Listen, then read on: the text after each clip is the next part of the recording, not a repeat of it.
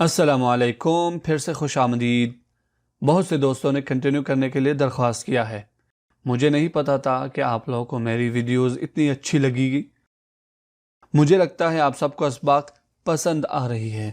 آج کے بعد انشاءاللہ ویڈیوز جلد سے جلد لانے کی کوشش کرتا رہوں گا۔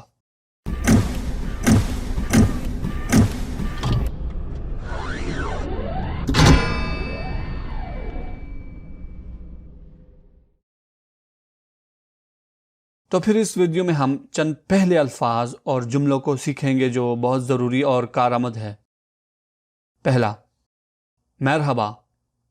مرحبا مرحبا یعنی السلام علیکم اردو میں، کیونکہ ہم سلام سے شروع کرتے ہیں۔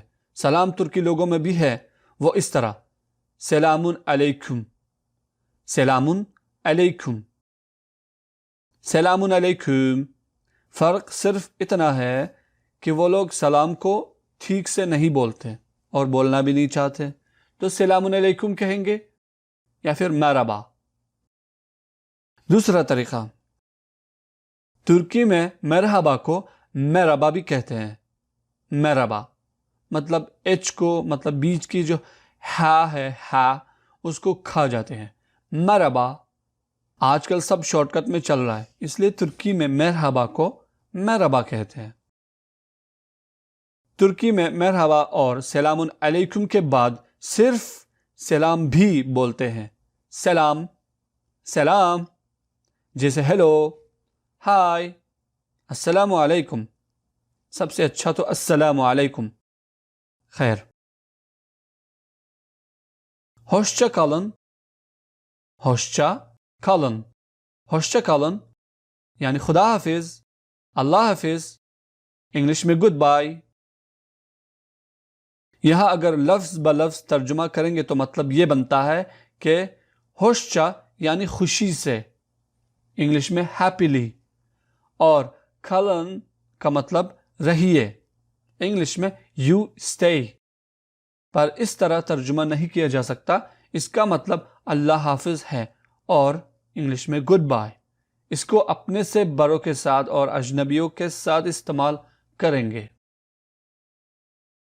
اس کا دوسرا طریقہ جو ہے وہ ہوشچا کال، ہوشچا کال، ہوشچا کال یعنی یہ بھی اللہ حافظ اور گڈ بائی۔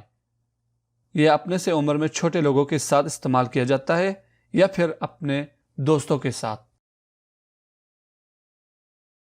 گنائدن، گنائدن، گن آئدن، گنائدن، صبح خیر، گڈ مارننگ۔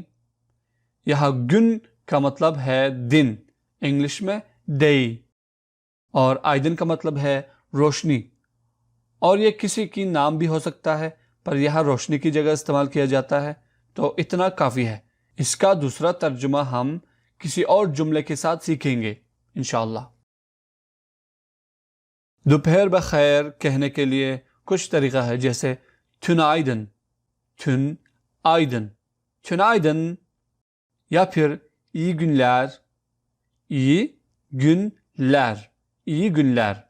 یہاں زیادہ تر ای گنلیر استعمال کیا جاتا ہے۔ وجہ یہ ہے کہ ترکی زبان بہت زیادہ بدل چکا ہے۔ آج کل جو ترکی زبان ہے اس میں بہت سی تبدیلیاں کیا جا چکا ہے 1920 کے بعد۔ اس کی وجہ ترکی سے اسلام کو ختم کرنا تھا بس۔ چلے تاریخ کے لیے کچھ اور طریقہ ہے، میں آپ کو ضرور بتاؤں گا۔ تو ای گنلیر کو استعمال کیجئے۔ صبح کے بعد دن میں کبھی بھی اگر کسی کو آپ کا دن اچھا گزرے کہنا چاہتے ہیں تو ای گنلیر کہیے، جیسے انگلش میں گڈ آفٹرنون کہا جاتا ہے اور ہیو اے گڈ ڈے کہا جاتا ہے۔ ای اکشاملار، ای اکشاملار، ای اکشاملار، ای اکشاملار یعنی سپہر بخیر، گڈ ایوننگ۔ ای یعنی اچھا، اچھی، گڈ۔ اکشاملار یعنی شامیں، ایوننگز یعنی شام، اور اس کی جمع شامیں، جیسے آپ کی شامیں بخیر، ای اکشاملار، good evening. İyi geceler. İyi geceler. İyi geceler yani şab bخیر. Good night. یہاں گجلر کا مطلب ہے راتیں، nights. Teşekkür ederim. Teşekkür ederim. Teşekkür ederim yani şükriya. Thank you. تشکر کا مطلب شکریہ، thanks. اور ederim یعنی کرتا ہوں، I do. Teşekkürler. Teşekkürler. Teşekkürler yani یہ بھی شکریہ ہے، thanks. اب اس کے جواب میں رجا ederim. رجا ederim. رجا ederim یعنی شکریہ کہنے والوں کو آپ اس طرح جواب دیتے ہیں، کوئی بات نہیں، آپ کا خیر مقدم ہے. انگلش میں یو آر ویلکم.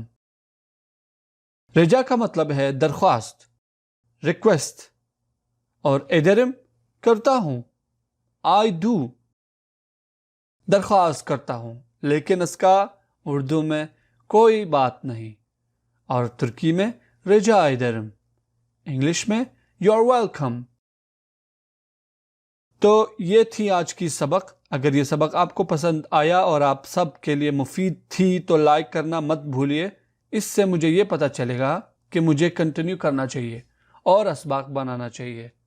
شیئر کریں، کامنٹ کریں اور سبسکرائب کر کے بیل دبا دیں. اگلی ویڈیو میں پھر ملیں گے.